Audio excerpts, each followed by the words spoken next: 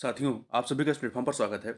यहाँ पर हम लोग आगामी यूपी पीसीएस 2024 की प्रारंभिक परीक्षा के लिए टेस्ट सीरीज लगा रहे हैं और इसी कड़ी में हम लोग जो है दृष्टि आईएएस कोचिंग संस्था के द्वारा जो टेस्ट सीरीज कराई गई है, उसी में से एक टेस्ट को यहाँ पर हम लोग कंप्लीट करेंगे। तो इनका ये जो टेस्ट नंबर 1 है, जिसमें आपके इतिहास, कला एवं संस्कृति से संबंधित प्रश्नों को संकलित किया गया है।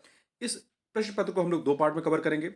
75 प्रश्न को एक पार्ट में और शेष बचे हुए 75 क्वेश्चन को हम लोग नेक्स्ट पार्ट में कवर करेंगे। चलिए प्रारंभ करते हैं। यहाँ पर देखिए, पहला प्रश्न है कि इलाहाबाद की संधि के संदर्भ में निम्नलिखित कथनों में से कौन सा या से सही है। दो कथन दिए गए हैं यहाँ पर आपको। तो देखिए, पहला कथन है कि इलाहाबाद और कड़ा को सम्राट शाह आलम द्वितीय को सौंप दिया गया। इलाहाबाद और कड़ा को सम्राट शाह आलम द्वितीय को सौंप दिया गया, ये कथन आपका सही है। दूसरा, शाह आलम द्वितीय ने युद्ध खर्च की भरपाई के लिए ईस्ट इंडिया कंपनी को बंगाल और बिहार की दीवानी देने का फरमान जारी करने पर सहमत व्यक्त की, ये कथन आपका गलत है। गलत क्यों, देखते हैं। देखिए, तो इस प्रकार से यहाँ पर आपका पहला कथन सही है, दूसरा गलत है, इसलिए ए ऑप्शन होगा। देखिए, इलाहाबाद की संधि के अनुसार नवाब सुजाउद्दौला ने इलाहाबाद और जो कड़ा है, कड़ा को सम्राट शाह आलम द्वितीय को सौंपने एवं कंपनी को युद्ध क्षतिपूर्ति के रूप में 50 लाख रुपए देने पर सहमत व्यक्त की। तो क्षतिपूर्ति किसने दी थी? वो दी थी नवाब सुजाउद्दौला ने, न कि शाह आलम ने। और शाह आलम द्वितीय ने 26 लाख रुपए के वार्षिक भुगतान के बदले में ईस्ट इंडिया कंपनी को बंगाल बिहार और उड़ीसा की दीवानी देने का फरमान जारी करने पर सहमत व्यक्त की थी। आगे चलते हैं। अगला है, निम्नलिखित अधिनियमों पर विचार कीजिए और उन्हें उनके अधिनियमन के वर्ष के संबंध में कालानुक्रमिक क्रम में व्यवस्थित करना है। यहाँ पे 4 अधिनियम है: कारखाना अधिनियम, शारदा अधिनियम, दहेज निषेध अधिनियम, विशेष विवाह अधिनियम। तो देखिए, आपका कारखाना अधिनियम कब का है? कारखाना अधिनियम आपका 1947 का है, 1947 का। शारदा अधिनियम 1929 का है, शारदा अधिनियम 1929 का है। वहीं दहेज निषेध अधिनियम जो है 1961 का है, 1961 का है। और विशेष विवाह अधिनियम जो है ये 1954 का है, 1954 का है। तो आप इसमें अब क्रम लगाइए। तो देखिए, इसमें सबसे पहले क्या आएगा? सबसे पहले आपका शारदा अधिनियम आएगा, ठीक है, तो 2। फिर इसके बाद आपका क्या आएगा? इसके बाद आपका आएगा कारखाना अधिनियम 1। इसके बाद आपका आ जाएगा विशेष विवाह अधिनियम 4। और फिर सबसे लास्ट में आएगा दहेज निषेध अधिनियम। 1961 आ जाएगा, 3 हो जाएगा। तो 2143 अर्थात बी ऑप्शन हो जाएगा। आगे बढ़ते हैं। निम्नलिखित में से किस ब्रिटिश अधिकारी ने बिहार में 1857 के विद्रोह को दबाया था? निम्नलिखित में से किस ब्रिटिश अधिकारी ने बिहार में 1857 के विद्रोह को दबाया था? तो देखिए, विलियम टेलर ने। किसने? विलियम टेलर ने जो है यहां पर जो विद्रोह हुआ था, यहां देखिए बिहार में जो मुख्यतः विद्रोह हुआ था वो कुंवर सिंह के नेतृत्व में हुआ था। तो इस आंदोलन या कह सकते हैं इस विद्रोह को दबाने का कार्य किया था विलियम टेलर ने, ठीक है। इसके अतिरिक्त जो जॉन निकोलसन ने दिल्ली का जो विद्रोह था इसको दबाने का कार्य किया था, जॉन निकोलसन ने। और दिल्ली में विद्रोह के नेता कौन थे? बहादुर शाह द्वितीय। और वहीं जनरल ह्यूज रोज, इनका युद्ध जो होता है लक्ष्मीबाई और तत्या टोपे से होता है। और झांसी से जो ग्वालियर का स्थान था यहां पर विद्रोह था, यहां के विद्रोह को दबाने का कार्य जो है जनरल ह्यूज रोज ने किया था। और वहीं सर कॉलिन कैंपबेल, ये जो है बरेली में जो विद्रोह हुआ था उसको दबाने का कार्य जो है सर कॉलिन कैंपबेल ने किया था। और बरेली में जो विद्रोह के नेता थे वो कौन थे? खान बहादुर खान थे। इसके अतिरिक्त लखनऊ में जो विद्रोह होता है वो बेगम हजरत महल के नेतृत्व में होता है। और वहां पे जो ब्रिटिश अधिकारी था वो हेनरी लॉरेंस। तो देखिए, आपका जो सर कॉलिन कैंपबेल ये आपका कानपुर में और बरेली इन दोनों जगहों पर था, ठीक है। सर कॉलिन कैंपबेल ने कानपुर और बरेली दोनों जगह के विद्रोह को दबाने का कार्य किया था। कानपुर में जो नेता थे विद्रोह के नाना साहब थे, और बरेली में खान बहादुर खान थे। इसके अतिरिक्त इलाहाबाद और बनारस में जो विद्रोह होता है यहाँ के नेता थे मौलवी लियाकत अली। इलाहाबाद और बनारस में मौलवी लियाकत अली थे। और यहाँ पर जो विद्रोह को दबाने का कार्य किया था कर्नल ओंसले ने। आगे चलते हैं। यहाँ पर 2 सूचियां दी गई हैं, एक तरफ घटनाएं हैं और दूसरी तरफ आपका यहाँ पर किस वायसराय के समय में ये घटनाएं घटित हुई हैं, तो इन्हें हमें देखना है यहाँ पर। तो देखिए, इल्बर्ट बिल विवाद जो होता है, इल्बर्ट बिल विवाद आपका ये कब होता है? लॉर्ड रिपन के समय में। इल्बर्ट बिल विवाद जो होता है ये लॉर्ड रिपन के समय में होता है। और वहीं पर काकोरी षड्यंत्र जो होता है ये आपका लॉर्ड रीडिंग के समय में होता है। और लखनऊ समझौता ये लॉर्ड चैम्सफोर्ड के समय में होता है, ठीक है। ये वाला। इसके अतिरिक्त जो आपका प्रत्यक्ष कार्रवाई दिवस जो होता है ये आपका लॉर्ड वेवल के कार्यकाल में होता है। तो यहां पर आप देखें, देखिए इल्बर्ट बिल विवाद आपका लॉर्ड रिपन के समय में होता है। लॉर्ड रिपन मतलब आप चार आ जाएगा पहले, ठीक है। इसके बाद आपका आता है काकोरी, काकोरी षड्यंत्र आपका लॉर्ड रीडिंग आ जाएगा। तो चार के बाद आपका तीन आ जाएगा, ठीक है, चार के बाद आपका तीन आ जाएगा। और आपका लखनऊ समझौता, ये लॉर्ड चेम्सफोर्ड के समय में आता है। लॉर्ड चेम्सफोर्ड, तो चार तीन दो। फिर आपका प्रत्यक्ष कार्रवाई दिवस जो है ये लॉर्ड वेबल के समय में आता है। तो चार तीन दो एक हो जाएगा, चार तीन दो एक। तो ये आपका हो जाएगा क्या, ए ऑप्शन, चार तीन दो एक। आगे बढ़ते हैं, निम्नलिखित में से कौन बाइकोम सत्याग्रह से संबंधित था। निम्नलिखित में से कौन बाइकोम सत्याग्रह से संबंधित था। तो इन चारों में देखिए के केलप्पन जो है ये बाइकोम सत्याग्रह से संबंधित है। देखिए थोड़ा सा बाइकोम सत्याग्रह को समझ लेते हैं। ये हुआ कब था, 1924 में, 1924 में हुआ था। त्रावणकोर की रियासत में सामंती, सैन्यवादी और रीति रिवाजों से ग्रस्त सरकार की क्रूर व्यवस्था थी। त्रावणकोर में कुछ सबसे कठोर परिष्कृत और क्रूर सामाजिक मानदंड और रीति रिवाज यहाँ पर देखे जाते थे। कुल मिलाकर के ये जो आपका बाइकोम सत्याग्रह था ये मंदिर प्रवेश से संबंधित था। देखिए 30 मार्च 1924 को सत्याग्रहियों ने न केवल मंदिर में प्रवेश पर, बल्कि मंदिरों के आसपास की सड़कों पर चलने पर भी यहाँ पर क्या था, प्रतिबंध सहित जो विभिन्न गैर सामाजिक मानदंड थे उनके खिलाफ आंदोलन शुरू किया। तो एक प्रकार से ये मंदिर प्रवेश का आंदोलन था 1924 का, ठीक है।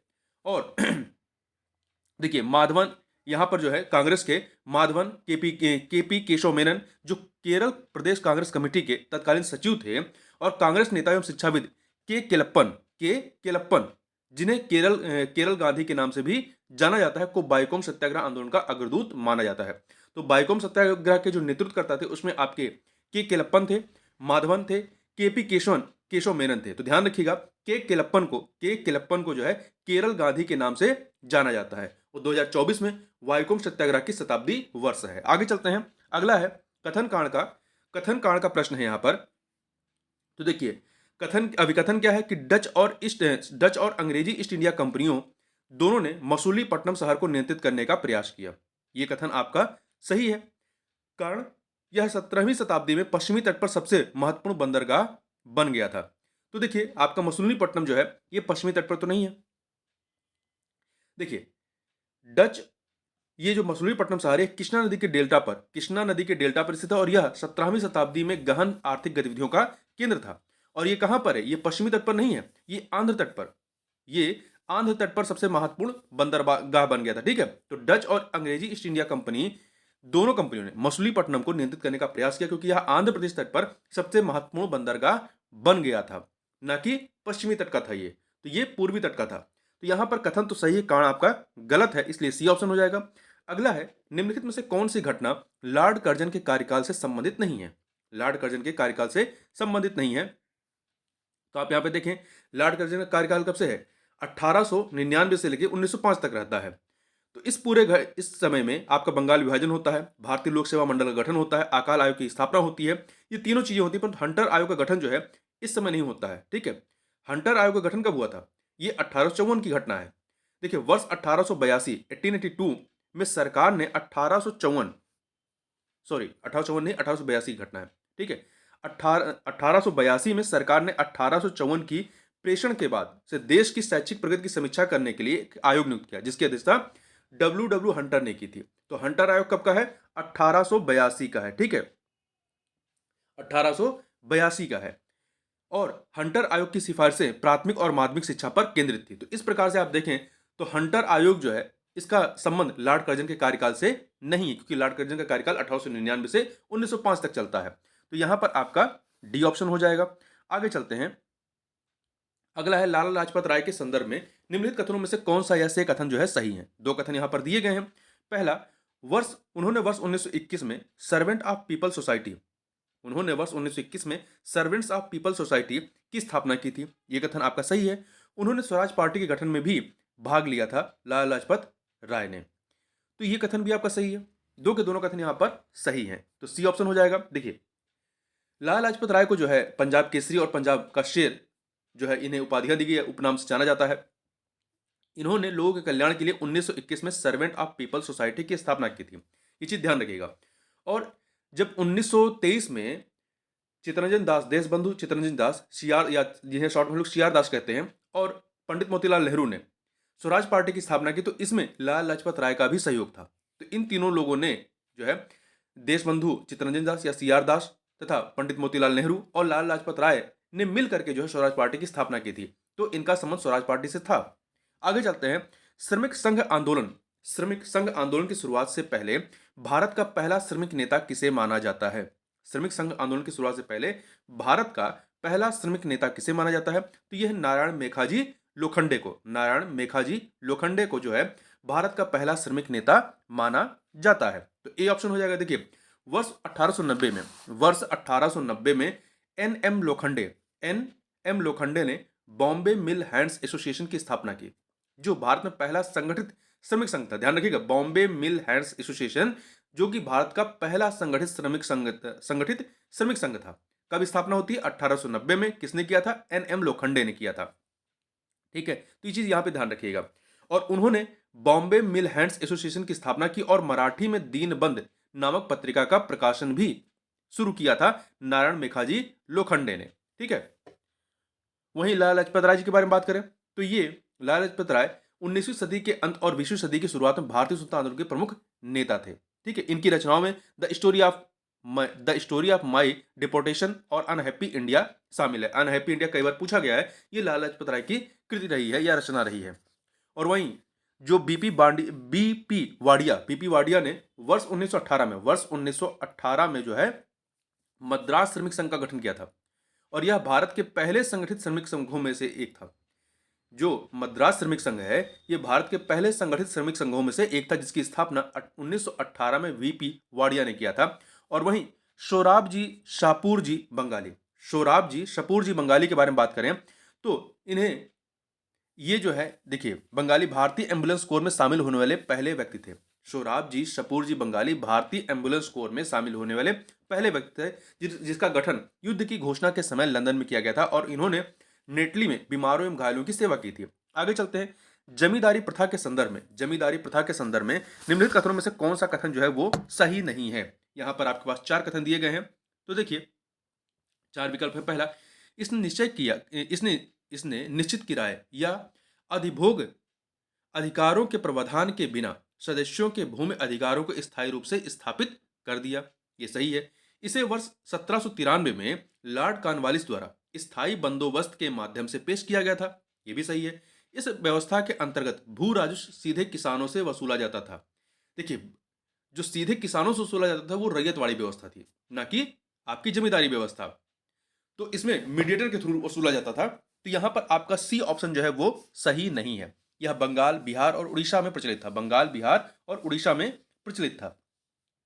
देखिए, इसमें जमींदारों नामक बिचौलियों के माध्यम से किसानों से भू राजस्व एकत्र किया जाता था, और उन्हें, ये जो जमींदार थे, इन्हें भूमि के स्थायी मालिक के रूप में मान्यता दी गई थी। तो यह जो प्रथा थी, ये आपके बंगाल है, बिहार, उड़ीसा, उत्तर प्रदेश, आंध्र प्रदेश और मध्य प्रदेश। उत्तर प्रदेश में जो बनारस वाला इलाका है, यहां पर यह जमींदारी व्यवस्था थी। आगे चलते हैं। और उत्तर प्रदेश के अन्य इलाकों में महलवाड़ी व्यवस्था थी। आगे चलते हैं। अखिल भारतीय मजदूर संघ कांग्रेस, जिसे AITUC एटक कहते हैं, के संबंध में निम्नलिखित कथनों पर विचार कीजिए। यहां पर आपके पास 2 कथन दिए गए हैं और बताना है सही कथन कौन से हैं। तो देखिए, पहला जो है आपका, लाला लाजपत राय को AITUC के पहले महासचिव के रूप में चुना गया था। नहीं, ये पहले अध्यक्ष थे। लाला लाजपत राय AITUC के पहले अध्यक्ष थे। पहले महासचिव दीवान चमन लाल थे। ठीक है, इसलिए पहला कथन आपका यहां पर जो है वो गलत हो गया। देखिए, अखिल भारतीय मजदूर संघ कांग्रेस की स्थापना 31 अक्टूबर 1920 को की गई थी। ठीक है, तो पहला कथन गलत हो गया। दूसरा, कांग्रेस के वर्ष 1922 के गया अधिवेशन में AITUC के गठन का स्वागत किया गया और इसकी सहायता के लिए एक समिति का गठन किया गया। यह कथन आपका सही है। देखिए, यहां पर आपका पहला कथन गलत हो गया, दूसरा आपका सही है। ठीक है, तो इसलिए आपका बी ऑप्शन हो जाएगा। थोड़ा सा और ध्यान दीजिएगा कि प्रमुख कांग्रेस और स्वराजवादी नेता CR दास ने एटक के तीसरे और चौथे सत्र की अध्यक्षता की थी। ठीक है, तीसरे और चौथे सत्र की अध्यक्षता की थी। आगे चलते हैं। अगला है क्वेश्चन नंबर 12। निम्नलिखित घटनाओं पर विचार कीजिए। यहां पर 4 आयोगों के बारे में बात की गई। उपर्युक्त घटनाओं को सही कालानुक्रमिक क्रम में व्यवस्थित कीजिए। तो यहाँ पर देखिए, यहाँ पर आपका हंटर शिक्षा आयोग है, चार्ल्स वुड डिस्पैच है, ली आयोग और रेले आयोग। तो इसमें देखिए कौन कब घटित होता है। आपका सबसे पहले इसमें क्या होगा, सबसे पहले इसमें आपका चार्ल्स वुड डिस्पैच जो है ये आपका 1854 का है। इसे भारत में अंग्रेजी शिक्षा का मैग्ना कार्टा कहा जाता है। ठीक है। फिर आपका हंटर शिक्षा आयोग ये है 1882 का। ये जो है लॉर्ड रिपन द्वारा गठित किया गया था। इसको जो है लॉर्ड रिपन द्वारा डब्ल्यू हंटर की अध्यक्षता में इसको गठित किया गया था। और रैले आयोग आपका 1902 का है, लॉर्ड कर्जन के समय का 1902 का है। फिर आपका जो ली आयोग है, देखिए रैले आयोग भी जो है शिक्षा संबंधित था, विश्वविद्यालय शिक्षा संबंधित था।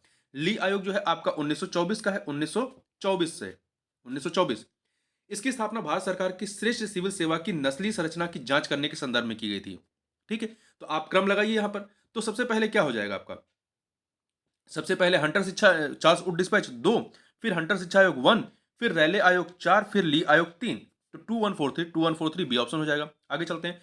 पवना विद्रोह संबंधित है किससे, जो पवना विद्रोह है किससे संबंधित है, तो पवना विद्रोह जो है ये जमींदारों की दमनकारी नीतियों से संबंधित है। किससे, जमींदारों की दमनकारी नीतियों से संबंधित है। देखिए, और ये घटना कहां की थी, और ये देखिए ये घटना है आपके 1873 के लगभग की, 1873 की। और ये आपका कहां से थे, ये आपका बंगाल से, जो पूर्वी बंगाल का है वहां से ये जो है विद्रोह आपका संबंधित रहा है। पबना जिला जो है आपका पूर्वी बंगाल के पटना में अवस्थित था। तो देखिए यहां पर 1873 में पबना जिले के यूसुफ शाही परगना में एक एग्रेरियन लीग का गठन किया गया था। ठीक है। और आंदोलन जो है वो आपका 1885 तक जारी था, जब सरकार ने 1885 के बंगाल किराएदारी अधिनियम द्वारा अधिग्रहण अधिकारों को बढ़ावा दिया था। तो इस चीज को भी आप यहां पर ध्यान रखिएगा। तो ये जमींदारों की दमनकारी नीतियां। आगे बढ़ते हैं। यूपी किसान सभा का गठन कब किया गया था, तो इसका गठन जो है 1918 में। यूपी किसान सभा का गठन जो है आपका नवंबर 1918 में, नहीं नवंबर नहीं, वर्ष 1918 में लखनऊ में गठित किया गया था, लखनऊ में। ठीक है। और किसने किया था, इंद्र नारायण द्विवेदी, गौरी शंकर मिश्र और मदन मोहन मालवीय ने। इन तीनों के नाम याद रखिएगा, इंद्र नारायण द्विवेदी, गौरी शंकर मिश्र और मदन मोहन मालवीय ने वर्ष 1918 में लखनऊ में उत्तर प्रदेश किसान सभा की स्थापना की थी। इसमें शामिल अन्य नेताओं में बाबा रामचंद्र, दुर्गापाल सिंह और झिंगुरी सिंह इत्यादि शामिल थे। आगे बढ़ते हैं। वारेन हेस्टिंग ने निम्नलिखित उद्देश्य से कलकत्ता मदरसा की स्थापना की थी। किस उद्देश्य की थी, तो कंपनी के दरबार में ब्रिटिश प्रशासन की सहायता के लिए योग्य भारतीयों को तैयार करने के लिए कलकत्ता मद्रास की स्थापना की थी। कलकत्ता मदरसे की स्थापना की थी। देखिए वारेन हेस्टिंग ने कलकत्ता मदरसे की स्थापना जो है वर्ष 1781 में, कब की थी, 1781 में मुस्लिम कानून और संबंधित विषयों के अध्ययन के लिए की थी। और हिंदू कानून और दर्शन के अध्ययन के लिए 1791 में बनारस में जोनाथन डंकन द्वारा संस्कृत कॉलेज की स्थापना की गई थी। कलकत्ता मदरसा और संस्कृत कॉलेज को कंपनी के न्यायालय में कानून के प्रशासन में सहायता के लिए योग्य भारतीयों की निरंतर आपूर्ति करने के लिए डिजाइन किया गया था। ठीक है। आगे बढ़ते हैं। अगला है सांप्रदायिक पंचाट या कम्युनल अवार्ड के बारे में निम्नलिखित कथनों में से कौन सा कथन जो है या कौन सा यह से सत्य है। तो यहां पर आप देखें दो कथन दिए गए हैं। पहला, यह लोथियन समिति की सिफारिशों पर आधारित था। ये जो कम्युनल आपका अवार्ड था ये लोथियन समिति की सिफारिशों पर आधारित था। सही है। इसमें क्या था, सभी प्रांतों में महिलाओं के लिए 33% सीटें आरक्षित की गई थी। ये कथन आपका गलत है। पहला तो आपका सही है परंतु दूसरा गलत है, इसलिए ए ऑप्शन यहां पर सही हो जाएगा। देखिए ब्रिटिश प्रधानमंत्री रामशे मैकडोनाल्ड द्वारा 6 अगस्त 1932, ध्यान रखिएगा ये कम्युनल अवार्ड कब का है, ये 6 अगस्त 1932 का है, को सांप्रदायिक पंचाट की घोषणा की थी। ठीक है। भारतीय फ्रेंचाइजी समिति, जिसे लोथियन समिति भी कहा जाता है, कि सिफारिश के आधार पर सांप्रदायिक पंचाट ने दलित वर्गों सहित अल्पसंख्यकों के लिए अलग निर्वाचन क्षेत्र और आरक्षित सीटें स्थापित की, जिन्हें 78 आरक्षित सीटें प्रदान की गई थी। ठीक है। तो इसमें दलितों और सहित अल्पसंख्यकों के लिए अलग निर्वाचन की व्यवस्था की गई थी। यही विवाद का कारण था। ठीक है। और देखिए इस सांप्रदायिक पंचाट के जो प्रमुख प्रावधान थे उनको भी थोड़ा देख लेते हैं। इसमें प्रांतीय विधानमंडलों की मौजूदा सीटों को दोगुना किया गया तथा उत्तर पश्चिमी सीमांत प्रांत को छोड़ करके ध्यान रखिएगा, उत्तर पश्चिमी सीमांत प्रांत को छोड़ करके सभी प्रांतों में महिलाओं के लिए 3%, 33 नहीं, 3% सीटें आरक्षित की गई थी। और दलित वर्गों को दोहरे मत का प्रावधान किया गया था। एक मत का उपयोग अलग निर्वाचन क्षेत्रों के लिए और दूसरे मत का उपयोग सामान्य निर्वाचन क्षेत्रों के लिए किया गया था। बंबई प्रांत में मराठों के लिए 7 सीटें आवंटित की गई थी। आगे चलते हैं। अगला है Natal Indian Congress. Natal Indian Congress की स्थापना किसने की थी? तो ये स्थापना की थी महात्मा गांधी ने। किसने की थी? महात्मा गांधी ने। महात्मा गांधी ने वर्ष 1895 में 1895 में नेटाल इंडियन कांग्रेस की स्थापना की थी। कहां पर? दक्षिण अफ्रीका में। तो यह दक्षिण अफ्रीका में भारतीयों के साथ होने वाले भेदभाव के खिलाफ लड़ने के लिए गठित एक संगठन था और गांधी जी इसके पहले मानद सचिव थे। आगे चलते हैं, क्वेश्चन नंबर 18 देखते हैं। विभिन्न विद्वानों द्वारा 1857 के विद्रोह के वर्णन के संबंध में निम्नलिखित में से कौन सा युग जो है वो सही नहीं है? तो यहां पर आप देखें, आउटरम जो विद्वान थे उन्होंने क्या कहा? अंग्रेजों को भारत से उखाड़ फेंकने का यह मुस्लिम षड्यंत्र था। 1857 के विद्रोह को लेकर इन्होंने क्या कहा आउटरम ने? कि अंग्रेजों को भारत से उखाड़ फेंकने का यह मुस्लिम षड्यंत्र था। यह सही है। दूसरा, कार्ल मार्क्स ने क्या कहा? कि अंग्रेजों द्वारा पूर्व में ही प्रारंभ सामाजिक प्रगति का विस्तार। अंग्रेजों द्वारा पूर्व में ही प्रारंभ सामाजिक प्रगति का विस्तार, यह भी आपका सही है। आर होम्स ने क्या कहा? ईसाई धर्म के खिलाफ युद्ध। नहीं, ये आर होम्स का नहीं है। ईसाई धर्म के विरुद्ध युद्ध जो है ये कहा था रीज ने। किसने कहा था? रीज ने कहा था, ना कि आर होम्स ने कहा था। तो सी वाला सही नहीं है। रीज ने कहा था कि यह जो है ईसाई धर्म के विरुद्ध युद्ध है। और आर होम्स ने क्या कहा था? आर होम्स के अनुसार यह सभ्यता और बर्बरता के मध्य का संघर्ष था। और बेंजामिन डिजायरली ने क्या कहा? राष्ट्रीय उत्थान, इसके संबंध में कहा था। आगे चलते हैं। निम्नलिखित कथनों पर विचार कीजिए। दो कथन दिए गए हैं और उपयुक्त कथनों में से कौन सा या से सही है ये हमें यहां पर बताना है। तो देखिए, पहला है कि British committee of the Indian national Congress, British committee of the Indian national Congress को की स्थापना वर्ष 1889 में ब्रिटेन में की गई थी। यह कथन आपका सही है। यह कथन आपका सही है। और इस समिति ने डब्ल्यू सी बनर्जी और दादा भाई नौरोजी के कार्यों का अनुसरण किया था। तो ध्यान रखिएगा, British committee of the Indian Congress की स्थापना वर्ष 1889 में ब्रिटेन में की गई थी भारतीय राष्ट्रीय कांग्रेस के द्वारा। तो पहला कथन सही। दूसरा, इसका उद्देश्य ब्रिटेन में जनता को भारतीय मुद्दों के बारे में जागरूक करना था। यह कथन भी सही है। दो के दोनों कथन यहां पर सही है, इसलिए सी ऑप्शन हो जाएगा। आगे चलते हैं। अगला है भारतीय राष्ट्रीय कांग्रेस। भारतीय राष्ट्रीय कांग्रेस का निम्नलिखित में से किस संगठन के साथ विलय हो गया? भारतीय राष्ट्रीय कांग्रेस का निम्नलिखित में से किस संगठन के साथ विलय हुआ? तो भारतीय राष्ट्रीय संघ के साथ। किसके साथ? भारतीय राष्ट्रीय संघ के साथ इसका विलय हुआ था। देखिए, या इसे इंग्लिश में आप क्या कहते हैं? इंडियन नेशनल एसोसिएशन जो ये है, इसको जो है आगे चल करके भारतीय राष्ट्रीय कांग्रेस में मिला दिया गया था। देखिए, कांग्रेस के पूर्व संघों में इंडियन नेशनल एसोसिएशन या भारतीय राष्ट्रीय संघ सबसे महत्वपूर्ण था और इसका उद्देश्य वैध तरीके से लोगों की राजनीतिक, बौद्धिक एवं भौतिक उन्नति को बढ़ावा देना था। देखिए, सुरेंद्र नाथ बनर्जी और आनंद मोहन बोस ने इस इंडियन नेशनल एसोसिएशन की स्थापना की थी। किसने की थी इंडियन नेशनल एसोसिएशन की स्थापना? सुरेंद्र नाथ बनर्जी और आनंद मोहन बोस ने। भारतीय राष्ट्रीय कांग्रेस और इंडियन नेशनल एसोसिएशन का वर्ष 1886 में कलकत्ता में जो कांग्रेस की दूसरी बैठक होती है उस दौरान विलय कर दिया गया था। आगे चलते हैं। निम्नलिखित घटनाओं पर विचार कीजिए। यहाँ पर 4 घटनाएं हैं और इन्हें हमें उपयुक्त घटनाओं को कालानुक्रमिक क्रम में व्यवस्थित करना है। तो बंगाल का विभाजन लागू होना, सूरत विभाजन, बंगाल विभाजन के विरुद्ध बहिष्कार प्रस्ताव, दादा भाई नौरोजी ने घोषणा की कांग्रेस का लक्ष्य स्वराज है। ये सारी घटनाओं को हमें देखना है। देखिए, इसमें पहले कौन है? तो बंगाल विभाजन के विरुद्ध बहिष्कार प्रस्ताव पारित किया गया था। कब? अगस्त 1905 में। अगस्त 1905 में किया गया था। तो 3 पहले आ जाएगा। ठीक है। बंगाल का विभाजन प्रभावी कब होता है? बंगाल का विभाजन लागू कब होता है या प्रभावी कब होता है? अक्टूबर 1905 में। बहिष्कार प्रस्ताव आ गया था अगस्त 1905 में और विभाजन लागू कब होता है? अक्टूबर 1905 में। तो यहां पर 1 हो जाएगा। फिर आपका दादा भाई नौरोजी ने घोषणा की कांग्रेस का लक्ष्य स्वराज है। यह कब घोषित किया था? दिसंबर 1906 में। दिसंबर 1906 में। तो यहां पर आपका 4 हो जाएगा। फिर सूरत विभाजन होता है दिसंबर 1907 में। सूरत विभाजन 1907 में होता है, तो 2 हो जाएगा। तो 3142 अर्थात बी ऑप्शन हो जाएगा। आगे बढ़ते हैं। अगला है प्रार्थना समाज ने सामाजिक जागरूकता के लिए कौन सा समाचार पत्र शुरू किया था? तो देखिए, प्रार्थना समाज के द्वारा सामाजिक जागरूकता के लिए सुबोध पत्रिका, कौन सी पत्रिका? सुबोध पत्रिका का या प्रकाशन शुरू किया गया था या शुरू किया गया था। प्रार्थना समाज हिंदू धर्म के भीतर एक सुधार आंदोलन था। इसकी स्थापना प्रार्थना समाज की 1867 में 1867 में हुई थी। और दादोबा पांडुरंग आत्माराम पांडुरंग दादोबा पांडुरंग और आत्माराम पांडुरंग प्रार्थना समाज के संस्थापक थे। इसका मेन कार्यक्षेत्र जो था वो महाराष्ट्र था। ठीक है, तो यहां पर ये चीजें याद रखिएगा। और जो सुबोध पत्रिका थी यह मराठी और अंग्रेजी भाषा में प्रकाशित हुआ था। वहीं बंगदूत की बात करें, ये बंगदूत, तो बंगदूत अखबार की स्थापना राजा राम मोहन राय और द्वारकानाथ टैगोर ने की थी। बंगदूत अखबार की स्थापना राजा राम मोहन राय और द्वारकानाथ टैगोर ने की थी। वहीं दिग्दर्शन की बात करें, दिग्दर्शन की शुरुआत बाला शास्त्री जाम्बेकर ने की थी, जिन्हें मराठी पत्रिका का जनक भी कहा जाता है, माना जाता है। मराठी पत्रकारिता का जनक किसे माना जाता है? बाल शास्त्री जाम्बेकर को, जिन्होंने दिग्दर्शन की शुरुआत की थी।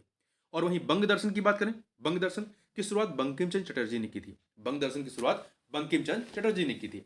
आगे चलते हैं, अगला है टीपू सुल्तान की मृत्यु के बाद। टीपू सुल्तान की मृत्यु के बाद मैसूर राज्य में क्या परिवर्तन हुआ था या थे? यहाँ पर तीन कथन दिए गए हैं, तीन बातें दी गई हैं, बताना है कौन से हुए थे। पहला, मैसूर का नया राजा कृष्णराज तृतीय को सौंप दिया गया। मैसूर को जो है मैसूर का नया राज्य कृष्णराज तृतीय को सौंप दिया गया, जिन्होंने सहायक संधि स्वीकार कर ली थी। ये सही है। विलियम बेंटिक ने वर्ष 1831 में कुशासन के आधार पर मैसूर पर अधिकार कर लिया। ये भी सही है। लॉर्ड रिपन ने वर्ष 1881 में राज्य को उसके शासक को बहाल कर दिया। ये भी सही है। यहाँ पर तीनों घटनाएं जो है वो आपकी सही हैं। ठीक है,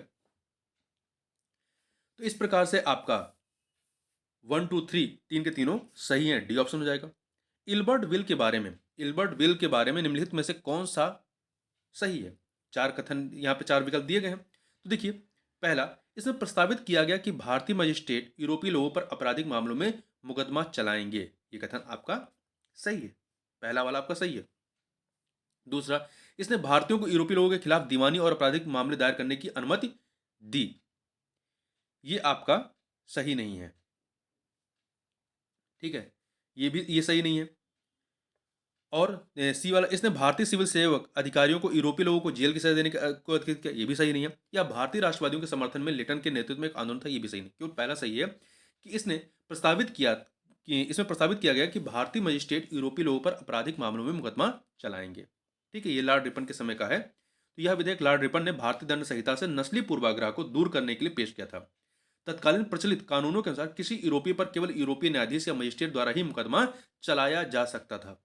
यूरोपीय लोगों ने सीपी इल्बर्ट द्वारा पेश किए गए इल्बर्ट बिल का कड़ा विरोध किया था। ठीक है, जिसने इस तरह की भेदभाव पूर्ण प्रथा को समाप्त करने की मांग की थी। ठीक है, बाद में ये बिल क्या होता है, वापस ले लिया जाता है।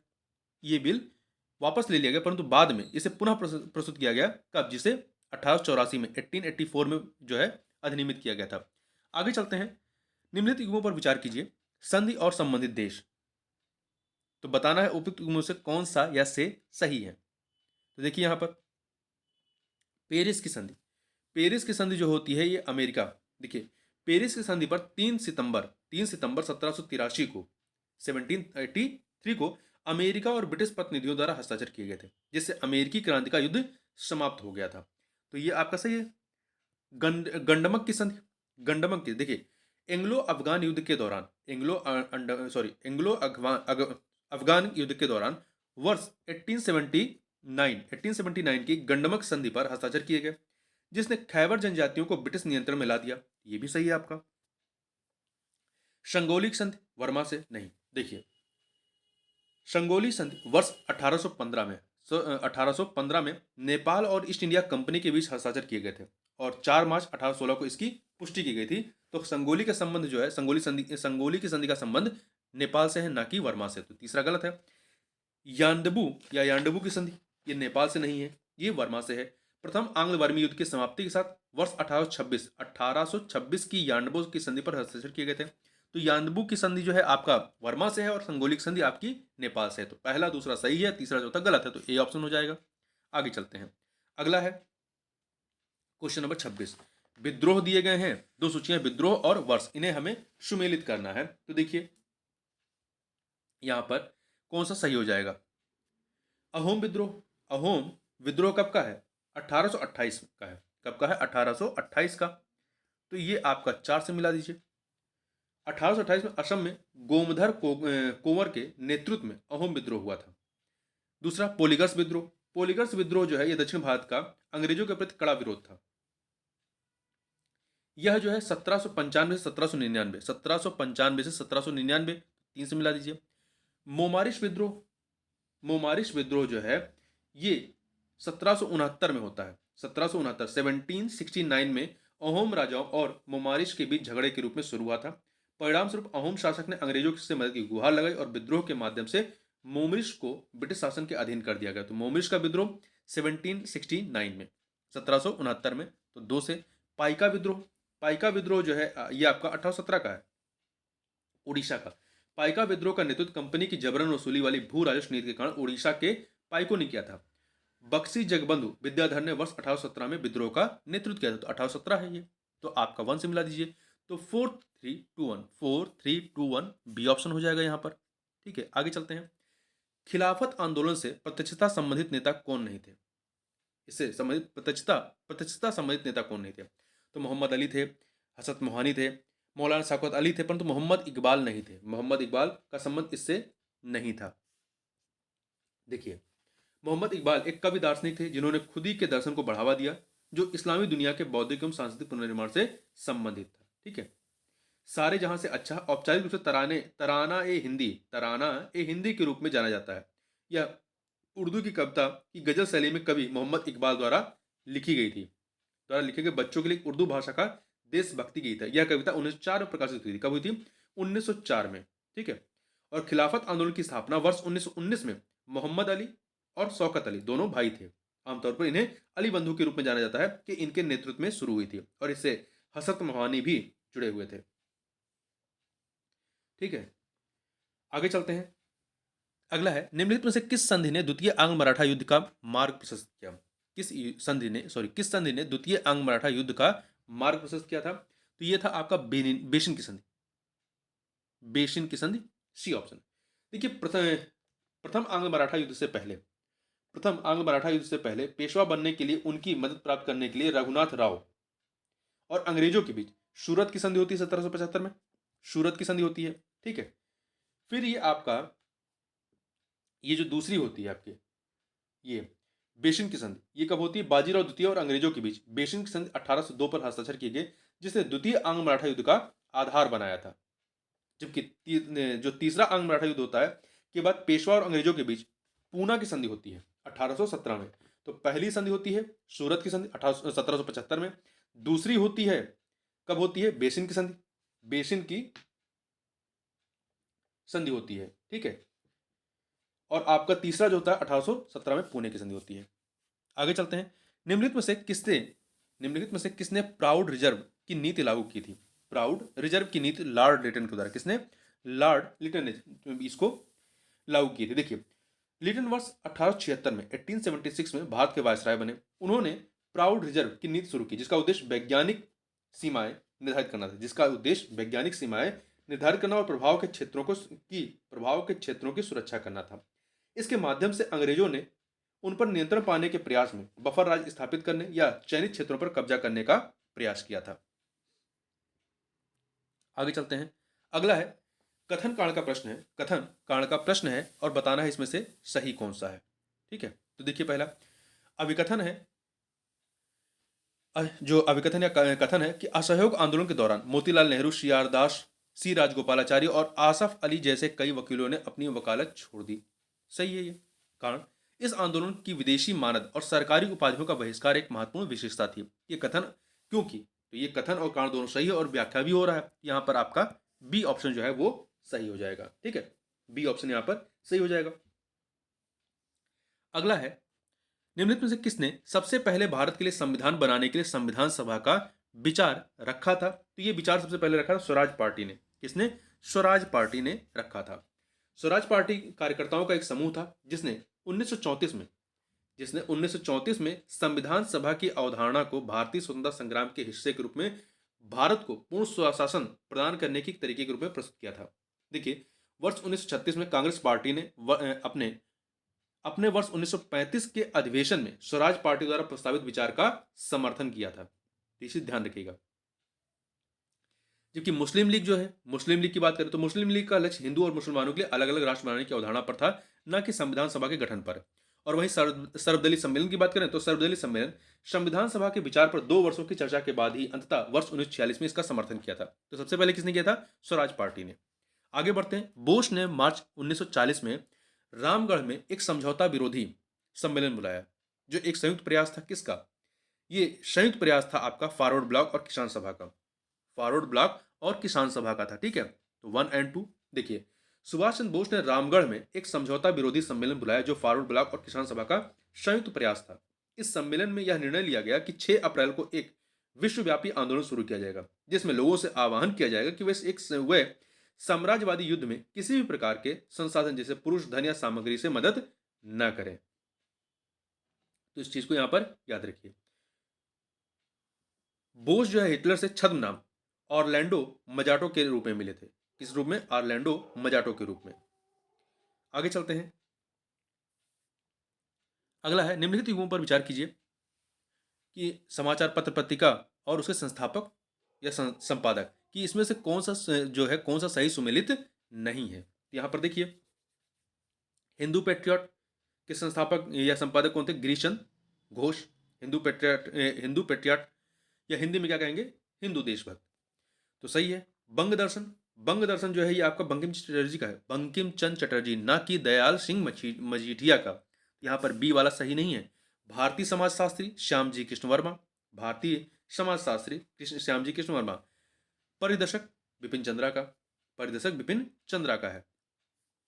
इसी प्रकार से राष्ट्रगोप्तार दादा भाई नौरोजी का है, संवाद कौमुदी राजा राम मोहन राय का है, Bengal gazette James Augustus Hicky का है, भारत राजपत्र हेनरी लुई बिबियन डेरोजियो का है। तो यहां पर आपका बी वाला सही नहीं है। आगे चलते हैं। क्वेश्चन नंबर 34 देखते हैं। 34 कथन कांड का प्रश्न है। कथन कांड का प्रश्न है यहां पर। तो देखिए, कथन क्या दिया गया है? अभिकथन गांधी जी ने भारतीय लोगों से 6 अप्रैल 1919 को रोलेट एक्ट के विरोध में हिंसा दिवस के रूप में मनाने का आह्वान किया। गांधी जी ने भारतीय लोगों से 6 अप्रैल 1919 को रोलेट एक्ट के विरोध में हिंसा दिवस के रूप में मनाने का आह्वान किया था। यह कथन आपका सही है। कारण क्योंकि इस एक्ट ने अभिव्यक्ति की स्वतंत्रता जैसे मौलिक अधिकारों पर अंकुश लगाया और पुलिस शक्तियों को मजबूत किया था। यह कथन कारण दोनों सही है और व्याख्या भी हो रही है, इसलिए बी ऑप्शन हो जाएगा। आगे चलते हैं। निम्नलिखित में से कौन सितंबर 1928 में स्थापित हिंदुस्तान सोशलिस्ट रिपब्लिकन आर्मी के संस्थापक सदस्य थे? 1928 में स्थापित हिंदुस्तान सोशलिस्ट रिपब्लिकन आर्मी के संस्थापक सदस्य कौन थे? यहां पे 4 लोगों का नाम दिया गया है, 4 लोगों का। तो इसमें भगत सिंह, जोगेश चंद्र चटर्जी, भगत सिंह और जोगेश चंद्र चटर्जी इसमें संस्थापक सदस्यों में शामिल थे। तो 1 और 2। तो देखिए, हिंदुस्तान सोशलिस्ट रिपब्लिकन एसोसिएशन की स्थापना वर्ष 1928 में नई दिल्ली की फिरोज शाह कोटला में चंद्रशेखर आजाद, अशफाक उल्ला खान, भगत सिंह, सुखदेव थापर, जोगेश चंद्र चटर्जी के द्वारा किया गया था। यहां पर ध्यान रखिएगा। और बिहार के क्रांतिकारी फणींद्रनाथ घोष, बिहार के क्रांतिकारी फणींद्रनाथ घोष सितंबर 1928 में हिंदुस्तान सोशलिस्ट रिपब्लिकन आर्मी की बैठक में शामिल हुए थे, परंतु ये संस्थापक सदस्यों में शामिल नहीं थे। आगे चलते हैं। फॉरवर्ड ब्लॉक के संबंध में निम्नलिखित कथनों पर विचार कीजिए। यहां पर आपके पास 2 कथन दिए गए हैं और बताना है सत्य कथन कौन से हैं, कौन सा या से सही है। पहला, इसकी स्थापना सुभाष चंद्र बोस द्वारा कांग्रेस के भीतर एक नई पार्टी के रूप में की गई थी। ठीक है, 1939 में 1939 में की गई थी। ये सही है पहला। दूसरा, इसके निर्माण के परिणामस्वरूप सुभाष चंद्र बोस को 3 वर्ष के लिए कांग्रेस में कोई भी पद धारण करने से प्रतिबंधित कर दिया गया था। ये कथन भी सही है। ये कथन भी सही है। 2 के दोनों कथन यहाँ पे क्या है? सही है। तो यहाँ पर सी ऑप्शन हो जाएगा 1 और 2। आगे बढ़ते हैं। 37 नंबर क्वेश्चन देखते हैं। निम्नलिखित कथनों में से कौन सा वर्ष 1937 के प्रांतीय चुनावों के संदर्भ में सही है? कौन सा कथन? तो यहाँ पर 4 चीजें दी गई, 4 विकल्प। तो देखिए, साइमन कमीशन के आदेशानुसार ब्रिटिश भारत में वर्ष 1937 में प्रांतीय चुनाव आयोजित किए गए थे। ये कथन आपका सही नहीं है, क्योंकि ये साइमन कमीशन के आदेशानुसार नहीं थे। ब्रिटिश अधीन भारत में वर्ष 1937 के प्रांतीय चुनाव का आयोजन भारत सरकार अधिनियम 1935 के आदेशानुसार किया गया था। तो इसलिए आपका पहला कथन गलत है। दूसरा, यह चुनाव सीमित वयस्क मताधिकार पर आधारित था। ये कथन जो है आपका सही है। यह चुनाव सीमित वयस्क मताधिकार पर आधारित था। बी ऑप्शन सही है। ठीक है।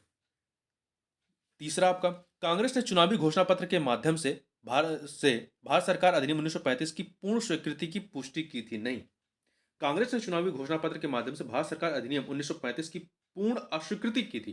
पूर्ण अस्वीकृति की पुष्टि की थी, ना कि स्वीकृति की। तो यहां पर ये गलत है, तो बी ऑप्शन हो जाएगा। आगे बढ़ते हैं।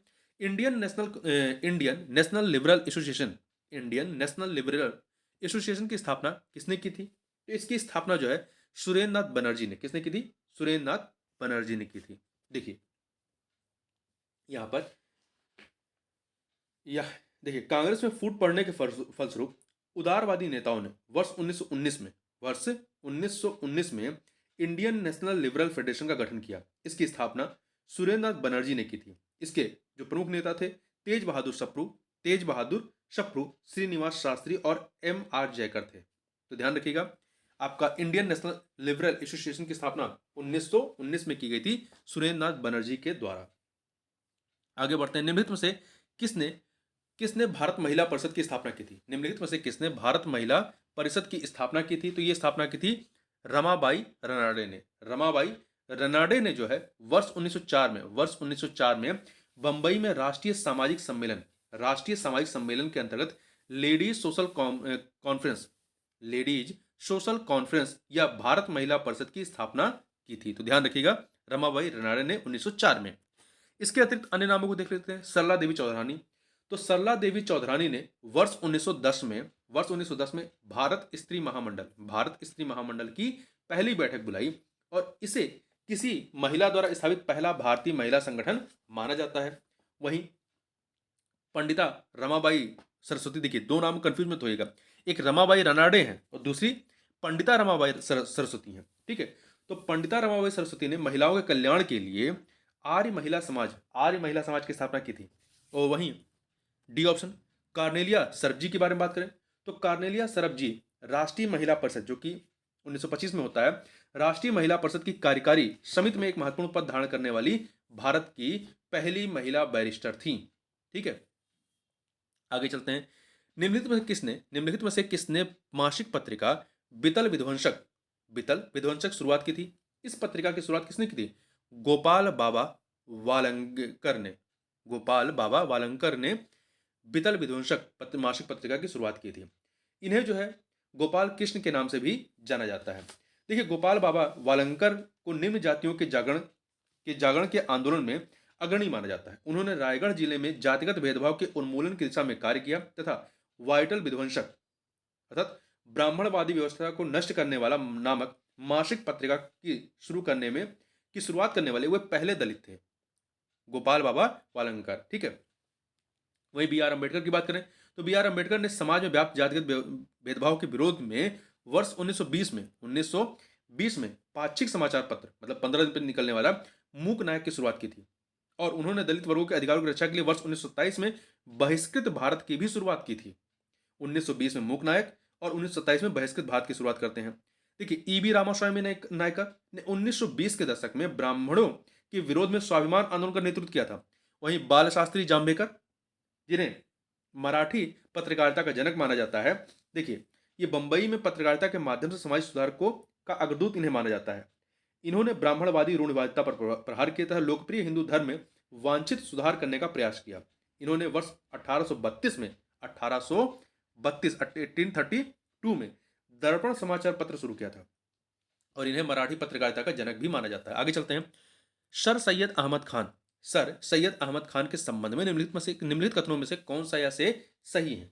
यहां पर दो कथन दिए गए। पहला, वह वर्ष 1878 में इंपीरियल लेजिस्लेटिव काउंसिल के सदस्य बने 1878 में, और उनकी निष्ठा को देखते हुए अंग्रेजों ने उन्हें नाइटहुड की उपाधि से सम्मानित किया था।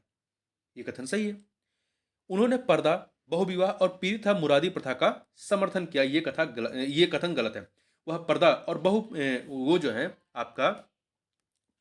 और बहुविवाह प्रथा के विरोधी थे, का विरोध किया तथा तलाक की प्रक्रिया को सरल बनाने की वकालत की तथा पीरी और मुरीदी की व्यवस्था की निंदा करते हुए बेहतर शिक्षा व्यवस्था के माध्यम से महिलाओं की स्थिति में सुधार लाने के लिए संघर्ष किया था इन्होंने। ठीक है, तो यहां पर पहला सही है, दूसरा गलत है।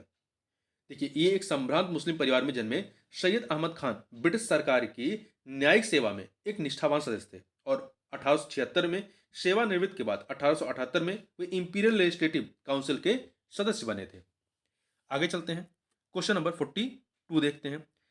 देवबंद आंदोलन या देवबंद पंथ के संदर्भ में निम्नलिखित में से कौन सा या से कथन जो है सही है? दो कथन यहां पर दिए गए हैं। पहला, इसकी शुरुआत मोहम्मद कासिम नानुतवी और रशीद अहमद गंगोही ने की थी। इसकी शुरुआत मोहम्मद कासिम नानोतवी और रशीद अहमद गंगोही ने की थी। यह कथन सही है आपका। दूसरा, पंथ ने देवबंद आंदोलन या देवबंद पंथ ने भारतीय राष्ट्रीय कांग्रेस के गठन का स्वागत किया था। यह कथन भी आपका सही है। दो के दोनों कथन यहां पर सही है। देखिए, मुस्लिम समुदाय के लिए धार्मिक नेताओं को संगठित करने एवं उनकी संख्या में वृद्धि करने के उद्देश्य से मोहम्मद कासिम नानोतवी और रशीद अहमद गंगोही ने वर्ष 1866 में सहारनपुर जिले, संयुक्त प्रांत के सहारनपुर जिले के दारुल उलूम में देवबंद आंदोलन की शुरुआत की थी। देखिए, सैयद अहमद खान के अलीगढ़ आंदोलन के विपरीत देवबंद आंदोलन मुस्लिम समुदाय के नैतिक और धार्मिक कायाकल्प की मांग पर केंद्रित था। देवबंद आंदोलन में पश्चिमी शिक्षा और ब्रिटिश सरकार के प्रयोजन के माध्यम से मुसलमानों की भलाई को केंद्र में रखा गया था। तो आगे चलते हैं, यहां पर अगला है वर्ष 1907 में स्थापित Indian society of oriental art द्वारा प्रदान की जाने वाली छात्रवृत्ति सर्वप्रथम किसने प्राप्त की थी? तो ये छात्रवृत्ति सर्वप्रथम नंदलाल बोस ने प्राप्त की थी। वर्ष 1907 में स्थापित Indian society of oriental art द्वारा प्रदान की जाने वाली छात्रवृत्ति सर्वप्रथम किसने प्राप्त की थी? तो नंदलाल बोस ने प्राप्त की थी। ये चीज ध्यान रखिएगा। आगे बढ़ते हैं, यहां पर थोड़ा सा अवनींद्र नाथ टैगोर जी के बारे में बात करें तो देखिए, चित्रकला के क्षेत्र में अवनींद्र नाथ टैगोर ने अजंता, मुगल और राजपूत चित्रकला से प्रेरणा लेते हुए और अपनी रचनाओं में उन्हें स्थान देते हुए भारतीय कला क्षेत्र पर विक्टोरियन प्रकृतिवाद के वर्चस्व को समाप्त किया था। ठीक है, और भारतीय कला पर एक अमिट छाप छोड़ने वाले नंदलाल बोस वर्ष 1907 में स्थापित Indian society of oriental art द्वारा प्रदान की जाने वाली छात्रवृत्ति के प्रथम प्राप्तकर्ता थे। आगे बढ़ते हैं हम लोग, अगला है कथन कांड का प्रश्न है। कथन कांड का यहां पर अभिकथन या कथन दिया गया है कि भारतीय राष्ट्रीय कांग्रेस के नरमपंथी यह समझने में विफल रहे कि अंग्रेजों द्वारा विधान परिषद में किए गए सुधारों का उद्देश्य नरमपंथियों को पुरस्कृत करने के बजाय गर्मपंथियों को अलग थलग करना था। यह सही है। कारण, चरमपंथी इस बात से अनभिज्ञ थे कि नरमपंथी आधिकारिक दमन के विरुद्ध उनकी रक्षा की प्राथमिक पंक्ति के रूप में कार्य कर सकते हैं। तो दोनों ही कथन अपनी जगह पे सही है, परंतु ये व्याख्या एक दूसरे की नहीं कर रहे हैं। मतलब कारण जो है अभिकथन की व्याख्या नहीं कर रहा है, तो यहां पर ये ऑप्शन हो जाएगा। आगे बढ़ते हैं, अगला है उपयुक्त कथनों में से कौन सा सही नहीं है? कौन सा सही नहीं है? तो यहां पर देखिए 4 कथन दिए गए हैं, बताना है कौन सही नहीं है। पहला देखिए, सत्येंद्र नाथ सिन्हा वर्ष 1909 में वायसराय की कार्यकारी परिषद में नियुक्त होने वाले पहले भारतीय थे। सही है। वर्ष 1909 में मार्ले मिंटो सुधार के लिए अनुसार इंपीरियल लेजिस्लेटिव काउंसिल और प्रांतीय विधान परिषदों में निर्वाचित सदस्यों की संख्या में वृद्धि की गई। सही है। अप्रैल 1906 में वारेंद्र कुमार घोष, भूपेंद्र नाथ दत्त ने साप्ताहिक युगांतर की शुरुआत की। सही है। बारदौली सत्याग्रह का कारण यूरोपियन नील बागान मालिकों द्वारा लागू की गई 3 कटिया प्रणाली का विरोध था। यह कथन आपका सही नहीं है, डी वाला सही नहीं है। देखिए, यहां पर हुआ क्या था, ये जो देखिए सरदार वल्लभ भाई पटेल के नेतृत्व में वर्ष 1928 में बारदौली सत्याग्रह किया गया था। यह करों में की गई अनुचित वृद्धि के खिलाफ बारदौली के किसानों की आजादी के संबंध में किया गया एक आंदोलन था। ठीक है, तो यहां पर आपका डी सही नहीं है। आगे बढ़ते हैं, 1905 में लंदन में इंडियन होम रूल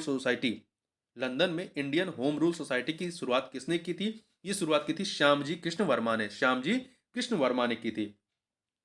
और यहीं से इन्होंने द इंडियन सोशियोलॉजिस्ट पत्रिका भी निकाली थी। सावरकर और हरदयाल जैसे क्रांतिकारी इंडिया हाउस के सदस्य बने थे बाद में। आगे चलते हैं, गदर पार्टी के संबंध में निम्नलिखित कथनों पर विचार कीजिए और यहां पर बताना है कौन सा या से कथन सही है। 2 कथन यहां पर दिए गए हैं। पहला कथन है आपका कि इसका मुख्यालय यूएसए के वैंकूवर में स्थित था और इसकी अन्य शाखाएं अमेरिकी तटीय और सुदूर पूर्व क्षेत्र तक विस्तृत थी। यह कथन आपका सही है। नहीं नहीं, एक सेकंड। देखिए, गदर पार्टी के बारे में बात करें तो इसका मुख्यालय कहाँ था? सैन फ्रांसिस्को में था, ना कि वैंकूवर में था। तो ये कथन गलत है आपका। इसका मुख्यालय आपका सैन फ्रांसिस्को में था, ठीक है। दूसरा, इसके सदस्यों का उद्देश्य भारत में विद्रोह की शुरुआत करना और वर्ष 1914 में दो घटनाओं कामागाटा मारू घटना और प्रथम विश्व युद्ध की शुरुआत ने इसे अपने उद्देश्यों के लिए काफी प्रोत्साहित किया था। तो यहां पर देखें, एक सेकंड, यहाँ पे देखिए पहला कथन तो चूंकि ये आपका वैंकूवर में इसका मुख्यालय नहीं था, इसका मुख्यालय सैन फ्रांसिस्को में था, ठीक है। तो यहाँ पे पहला कथन गलत होता है, दूसरा आपका सही है। यहाँ पे बी ऑप्शन हो जाएगा। अगला है, निम्नलिखित में से किसका संबंध वर्ष 1915 की Berlin committee for Indian independence से नहीं था? किसका संबंध नहीं था? तो यहाँ पे देखिए, गुरबख्श सिंह ढिल्लो का संबंध जो है वो Berlin committee for Indian independence से नहीं था।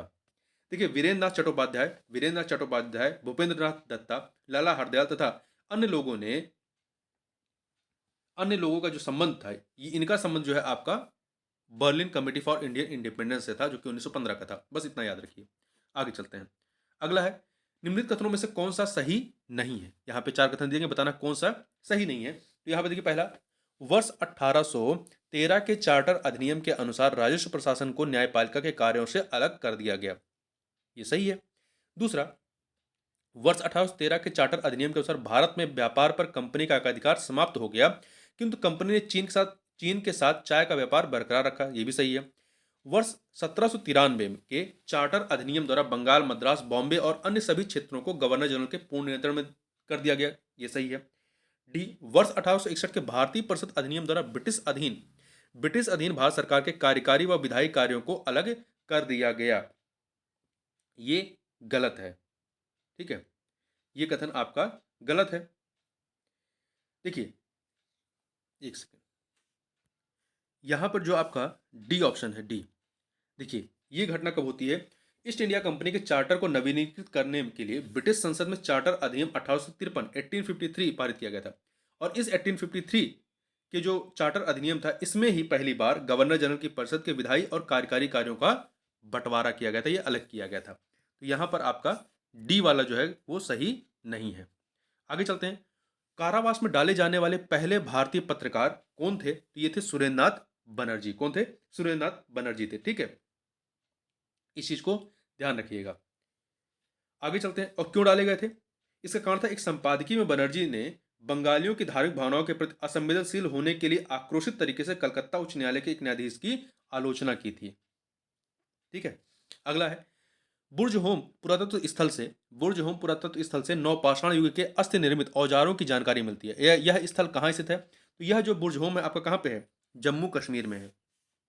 चार वेदों में सबसे लघु वेद कौन सा है? सबसे लघु वेद आपका चारों में सामवेद है। सबसे लघु वेद आपका, या सबसे छोटा वेद जो है वो सामवेद है। आगे चलते हैं। और सबसे बड़ा कौन सा है? ऋग्वेद है। किस पाषाण युग के लोगों की चित्रकला में सबसे अधिक रुचि थी? किस पाषाण युग के लोगों की चित्रकला में सबसे अधिक रुचि थी? तो ये थे आपके मध्य पाषाण के लोग। मध्य पाषाण के लोगों की सबसे अधिक रुचि किसमें थी? चित्रकला में थी। मध्य पाषाण काल के शैलचित्र मध्य प्रदेश के आदमगढ़ तथा भीमबेटका एवं उत्तर प्रदेश के प्रतापगढ़ तथा मिर्जापुर में पाई जाती है। अगला है, सिंधु घाटी सभ्यता के लोगों को निम्नलिखित में से किस पशु के विषय में जानकारी नहीं थी? बिल्ली, गदहा, ऊंट, सिंह।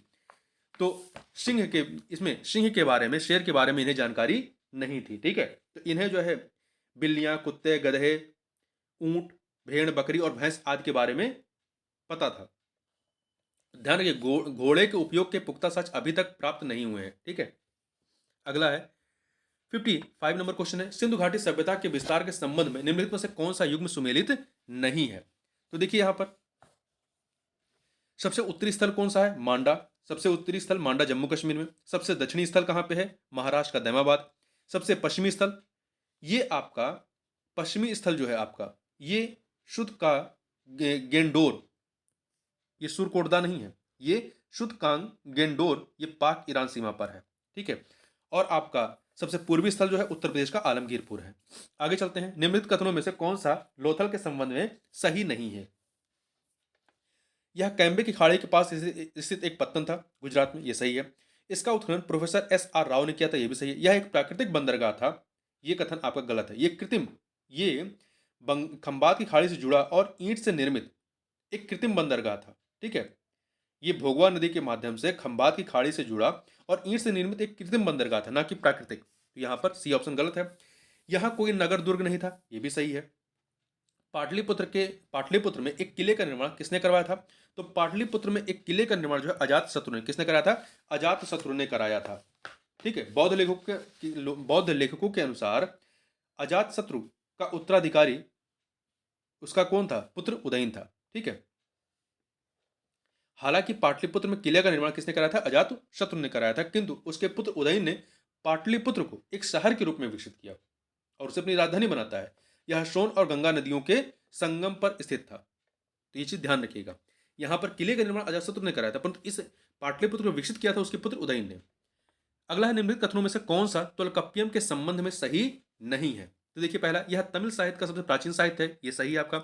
इसकी रचना इलागो अधिगल ने की थी, नहीं।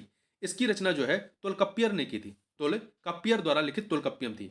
ठीक है, तो यहां पर आपका बी गलत है। यह एक तमिल व्याकरण की रचना है, यह तमिल व्याकरण की रचना है, सही है। यह संगम काल की राजनीतिक और सामाजिक आर्थिक स्थितियों के बारे में जानकारी प्रदान करता है, यह भी सही है। निम्नलिखित कथनों में से कौन सा गुप्तकालीन सिक्कों के संबंध में सही नहीं है? यहाँ पे चार चीजें दी गई हैं। पहला, गुप्तकालीन सिक्कों के बारे में, चांदी के सिक्कों को रुपया कहा जाता था, सही है। सोने के सिक्कों को दीनार कहा गया, सही है। गुप्त काल के दौरान जारी किए गए सोने के सिक्कों की गुणवत्ता बहुत अच्छी थी, नहीं, इसमें मिलावट थी। देखिए, गुप्त शासकों ने बड़ी संख्या में सोने के सिक्के जारी किए, हालांकि कनिष्क द्वारा जारी किए गए सोने के सिक्कों की तुलना में इनकी गुणवत्ता कम थी। तो यहां पर आपका सी सही नहीं है। गुप्तकालीन शासक अनुष्ठान कार्य के पश्चात विशेष सिक्के जारी करते थे, यह कथन भी आपका सही है। ठीक है, अगला है, गुप्तकालीन प्रशासन में महादंडनायक किसे कहा जाता था?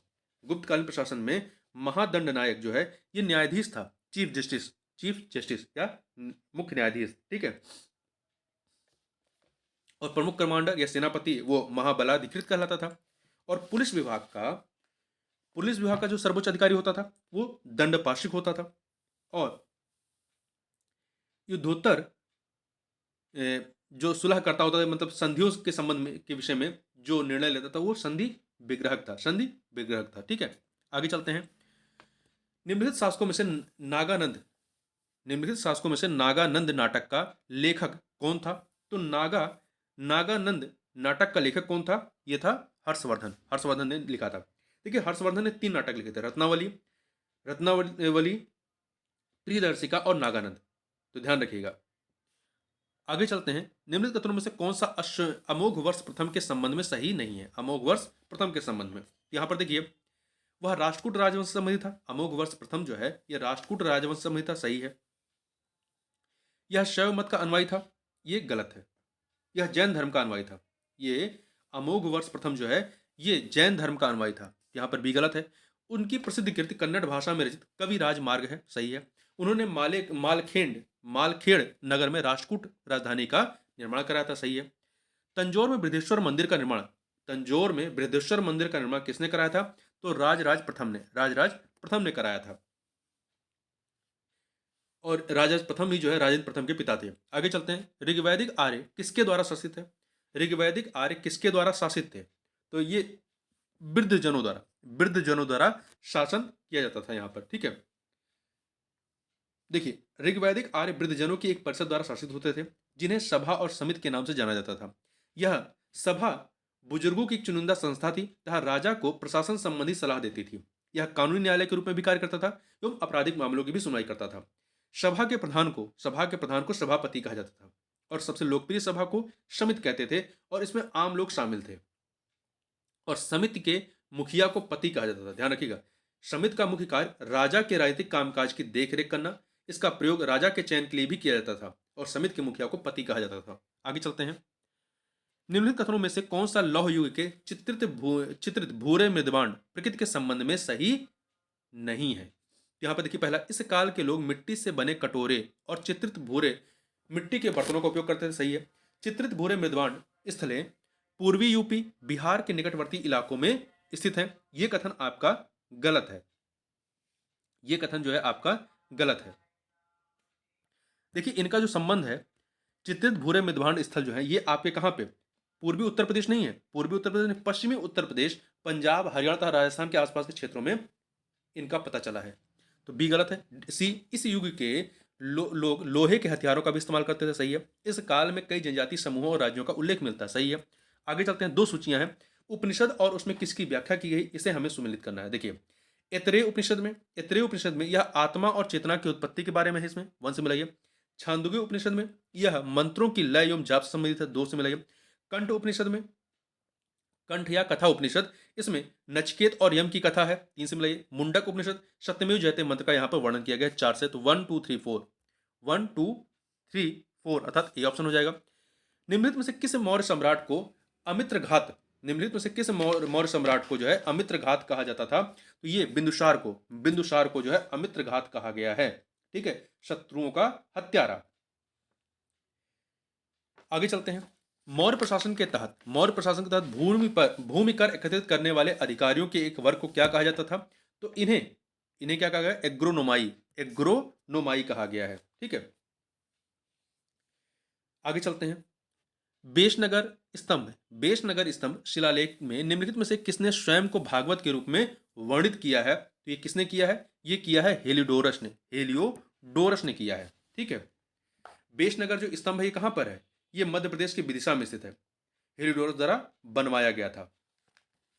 आगे चलते हैं। निम्नलिखित कथनों में से कौन सा इंडो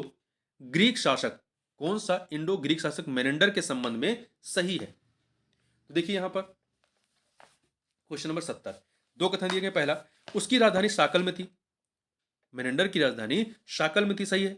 बौद्ध ग्रंथ मिलिंद और नागसेन के बीच एक दार्शनिक वाद विवाद है, यह भी सही है। तो 2 के दोनों कथन यहां पर क्या है? वो सही है। आगे चलते हैं। कुषाण वंश के निम्नलिखित शासकों में से किसने अपने सिक्कों पर स्वयं को माहेश्वर घोषित किया था? कुषाण वंश के निम्नलिखित शासकों में से किसने अपने सिक्कों पर स्वयं को माहेश्वर घोषित किया था? तो ये घोषित किया था किसने? ये बिम कटफिशस ने। किसने? बिम कटफिशस ने घोषित किया था, ठीक है। देखिए, बिम कटफिशस जो है यह शिव का परम भक्त था और अपने सिक्कों पर स्वयं को महेश्वर घोषित किया था, महेश्वर। आगे चलते हैं। अगला है, गौतमी पुत्र सातकर्णी से संबंधित नासिक अभिलेख निम्नलिखित में से किस भाषा में लिखा गया है? गौतमी पुत्र सातकर्णी संबंधित नासिक अभिलेख जो है यह प्राकृत भाषा में, किसमें है? प्राकृत भाषा में लिखा गया है। आगे चलते हैं। 73 नंबर क्वेश्चन। 2 सूचियां हैं संगम युग में भूमि विभाजन और भूमि के प्रकार के बारे में। तो देखिए, इन्हें सुमेलित करना है। कुरंजी जो भूमि थी ये कैसी भूमि थी? पहाड़ी। ये आपकी पहाड़ी रास्ते वाली भूमि थी या पहाड़ी, तो इसको आप 2 से मिलाइए। पाले जो है रेगिस्तानी भूमि थी या मरुस्थली, तो 1 से मिला दीजिए। मुल्लई ये आपकी कैसी भूमि थी? मुल्लई जो है आपकी कह सकते हैं देहाती या कह सकते हैं चारागाह टाइप की थी, चारागाह, 3 से मिलाइए। नेथल तटीय थी, नेथल आपकी तटीय थी, तो 4 से। कुरंजी जो है आपकी पहाड़ी भूमि थी, पहाड़ी, और पाले जो थी आपकी ये मरुस्थली थी। मुल्लई जो है ये आपकी चारागाह भूमि थी और नेथल जो है आपकी तटीय भूमि थी। तो 2134 बी ऑप्शन हो जाएगा। पांड्य साम्राज्य का प्रतीक चिन्ह क्या था? पांड्य साम्राज्य का जो प्रतीक चिन्ह था क्या था? मछली थी, इनका मछली था। पांड्य साम्राज्य की राजधानी कहाँ थी? मदुरै थी, ठीक है। और चोल इनका जो प्रतीक चिन्ह था वो बाघ था, बाघ जो है ये चोलों का था। और धनुष जो था ये चेर का था, ध्यान रखिएगा। पांड्यों का मछली था और चोल का बाघ था और आपका चेरों का धनुष था। आगे बढ़ते हैं। मौर्योत्तर काल में श्रेणी क्या थे? तो ये जो है व्यापारियों का एक समूह था। क्या था? व्यापारियों का एक समूह था। तो इस प्रकार से इस वीडियो में बस इतना ही। मिलते हैं नेक्स्ट वीडियो में, तब तक के लिए बहुत बहुत धन्यवाद।